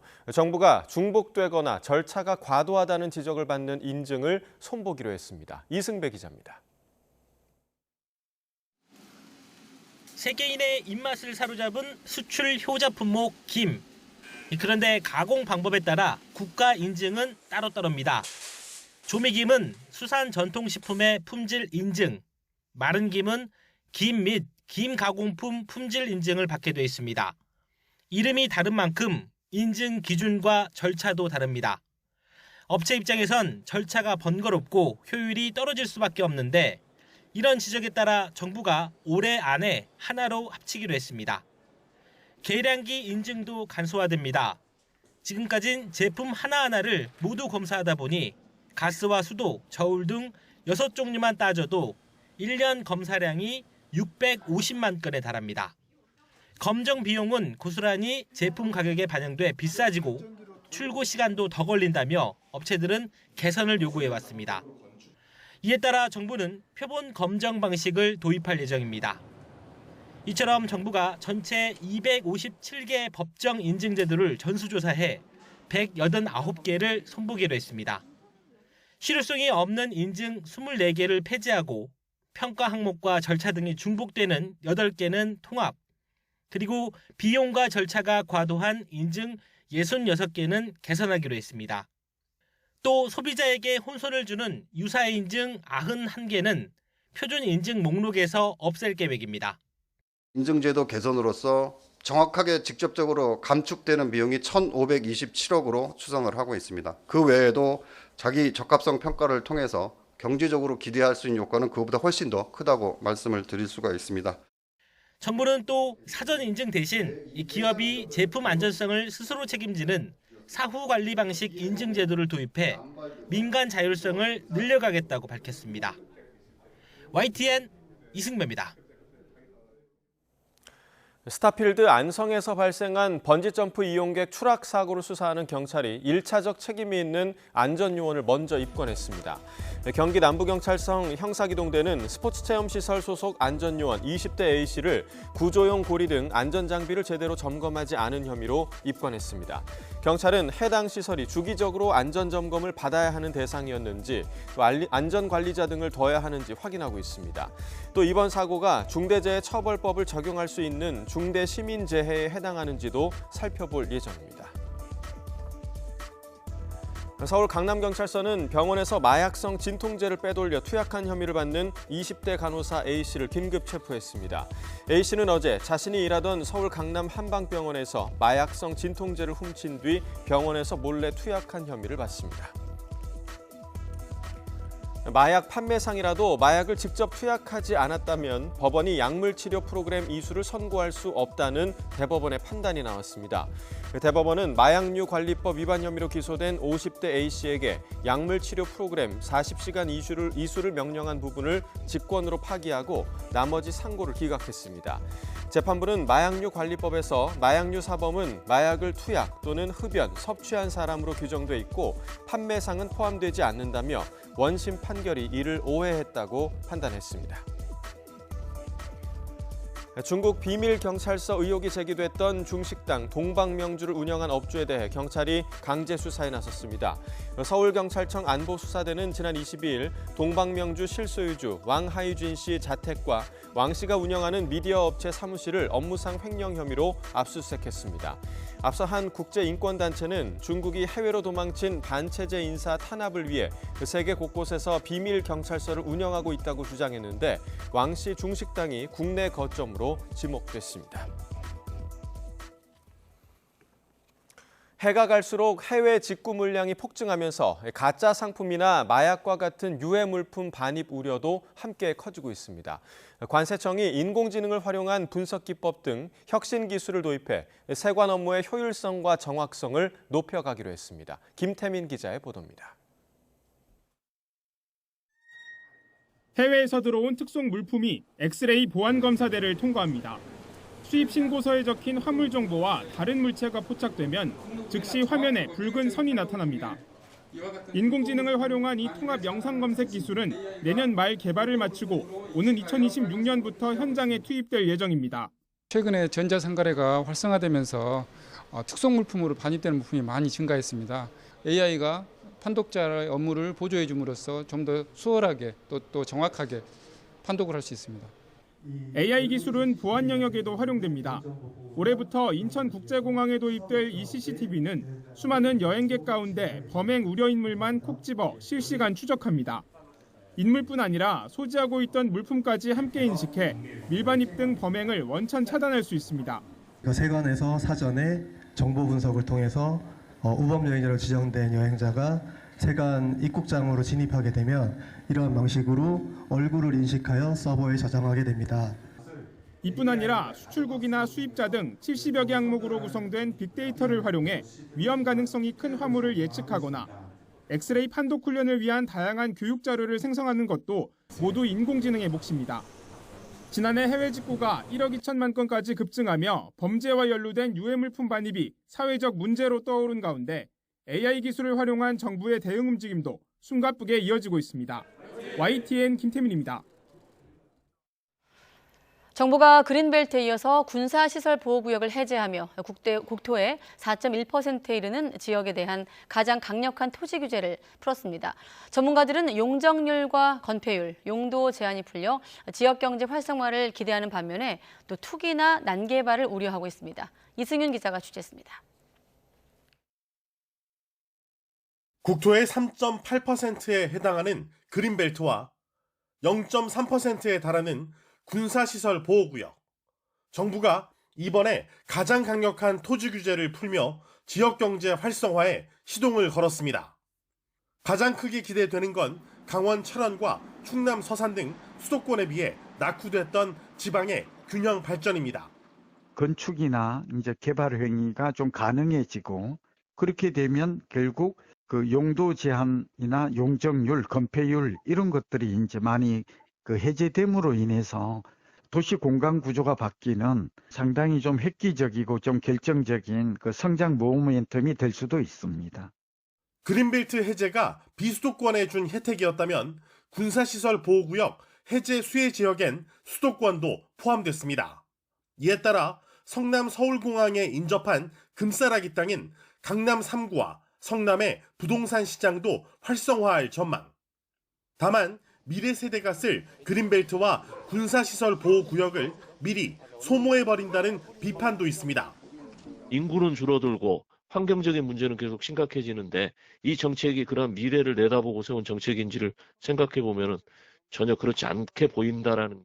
전문가들은 정부가 군사시설 보호구역이 해제되는 수도권 지역의 난개발과 비수도권 그린벨트의 투기 발생을 막기 위해 주의해야 한다고 조언했습니다. 정부 및 지방단체는 외부 투기 세력의 유입 등 원천적으로 차단할 수 있는 적절한 대응책도 함께 준비해야 할 것입니다. 이번 그린벨트 해제 발표가 정치적인 목적이 있는 게 아니냐는 지적에 대해서 정부는 지난해 말부터 준비해 왔으며 발표 시점을 고민하고 있었다면서 총선 용구와는 거리가 있다고 선을 그었습니다. YTN 이승윤입니다. 방송통신위원회가 지난 7일 YTN 최대 주주를 유진그룹의 특수목적 회사 유진 ENT로 변경 승인한 것을 두고 법정 공방이 벌어졌습니다. YTN 노조 측은 오늘 재판에서 방통위 상임위원 5명이 아닌 대통령 추천위원 2명이 매각을 의결하면서 유진 측 자료를 제대로 심사하지 않았다며 합의제 기구로 운영돼야 한다는 방통위법 취지를 정면으로 위반했다고 주장했습니다.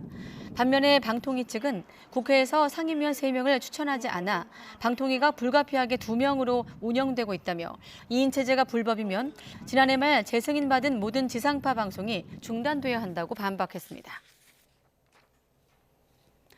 YTN 보도 전반을 평가해온 전현직 시청자위원들은 방송통신위원회의 YTN 매각 결정이 불법이라며 즉각 취소해야 한다고 주장했습니다. 단 2명뿐인 비정상 방통위 체제에서 졸속 심사가 이루어져 정당성을 상실했다며 피해는 고스란히 시청자가 받게 될 거라고 비판했습니다. 이어서 들어보겠습니다. 방통위는 원래 본래 위원장 1인, 부위원장 1인을 포함한 5인 위원 체제로 과반수 의결을 해야 하지만 현재 위원이 2인밖에 없는 상태로 YTN 최대 주주 변경 승인과 같은 중요한 결정을 할 정당성이 없습니다.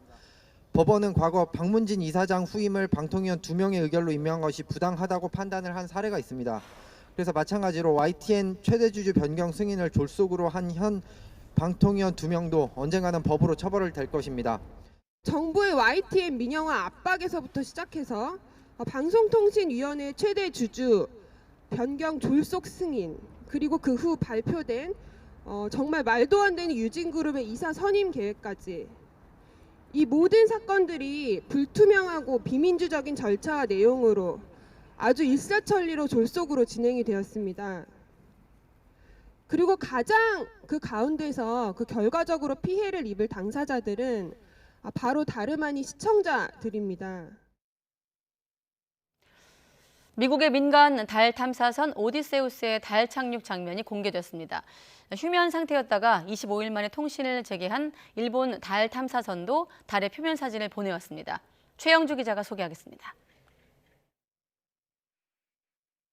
미 항공우주국 나사가 지난 20일 달에 착륙한 첫 민간 무인 우주선 오디세우스를 달 상공에서 찍은 사진입니다. 화살표로 표시된 지점에 좁쌀만한 크기의 우주선이 그림자를 들이우고 있습니다. 달 궤도를 비행하는 나사의 달 정찰 궤도선이 약 90km 상공에서 촬영한 겁니다. 미 우주기업 인투이티브 머신스는 당초 목표였던 달의 남극 말라퍼트 A 지점에서 약 1.5km 정도 떨어진 곳이라고 밝혔습니다. 그러면서 오디세우스가 달 표면으로 하강하는 과정에서 찍은 근접 사진도 처음으로 공개했습니다. We're downloading data from the buffers in the spacecraft and commanding the spacecraft and trying to get you surface photos because I know that everyone's hungry for those surface photos. 당초 오디세우스는 태양 에너지로 7일간 작동하게 설계됐지만 다리가 걸려 누운 상태로 착륙하면서 에너지 수급에 어려움을 겪어 닷새 만에 임무를 마치게 됐습니다. 일본 우주항공연구개발기구 작사도 25일간 통신이 끊겼다가 재개된 달 탐사선 슬림이 촬영한 달 표면 사진을 공개했습니다.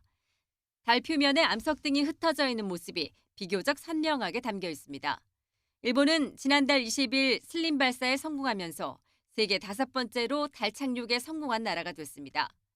슬림은 착륙 직후 태양광 발전을 할 수 없게 돼 가동을 중단했다 극적으로 통신이 재개됐지만 달이 밤을 맞으면서 휴면 상태에 들어간 바 있습니다. 이에 질세라 중국도 2030년까지 유인 탐사선을 달에 보내는 것을 목표로 내세웠습니다.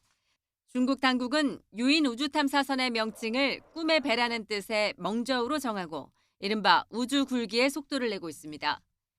YTN 최영주입니다.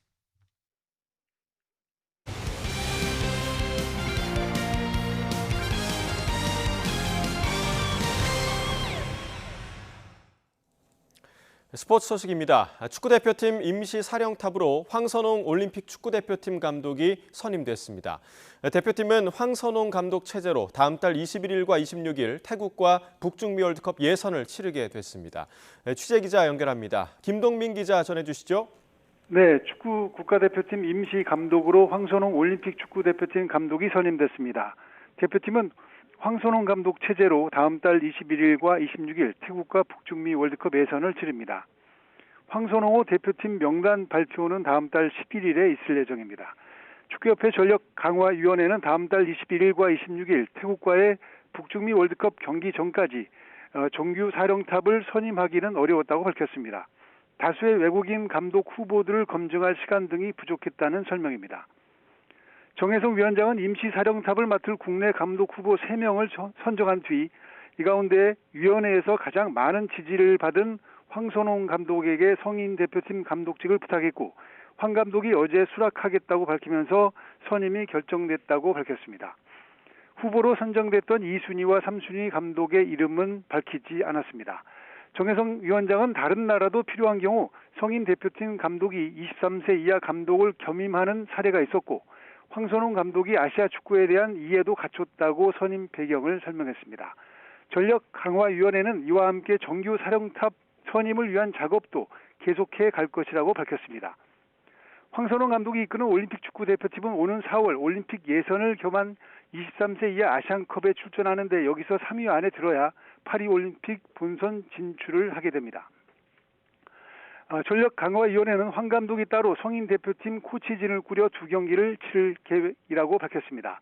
3월 A매치 기간에 23세 이하 대표팀은 사우디에서 열리는 친선 경기에 출전하는데 이 기간에는 황 감독 없이 코치진이 팀을 지휘합니다. 황선홍 감독은 다음 달 11일 대표팀 명단을 발표할 때 공식 기자회견을 가질 예정입니다. 지금까지 스포츠부에서 YTN 김동민입니다. KT의 토종 에이스 고영표가 다승왕과 골든글러브를 목표로 시즌 개막을 준비하고 있습니다. 명품 체인지업과 제구력이 닮은 꼴인 한화 류현진 선배와의 대결도 은근히 손꼽아 기다리는 눈치입니다. 일본 오키나와 현지에서 김상익 기자가 전해드립니다. KBO 리그를 대표하는 최고의 사이드암 투수인 KT의 토종 에이스 고영표. 시즌을 앞두고 5년 총액 107억 원의 장기 계약을 체결하면서 팀에서 처음으로 100억 클럽에 가입한 선수가 됐습니다.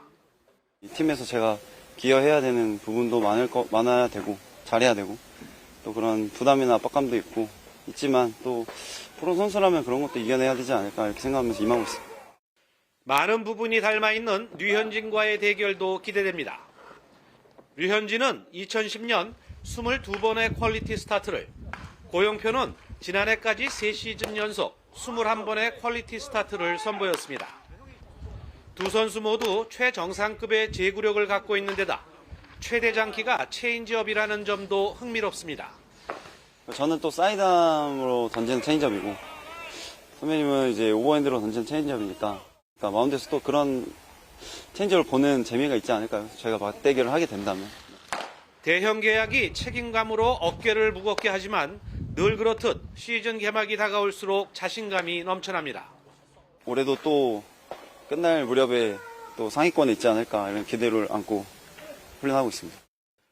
로하스의 복귀와 리그 최고 에이스 고영표의 건재함이 올 시즌 KT를 강력한 우승 후보 중 하나로 꼽는 이유입니다.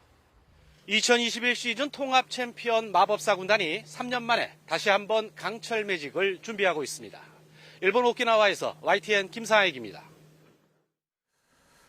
국가대표로도 뛰었던 여자 프로배구 페퍼저축은행의 베테랑 오지영 선수가 팀 후배들을 지속해서 괴롭혔다는 이유로 자격정지 1년의 중징계를 받았습니다. 팀도 곧바로 계약 해지를 결정했는데 오 선수 측은 자격정지에 대해 즉각 재심을 청구하겠다고 맞섰습니다. 이경재 기자입니다.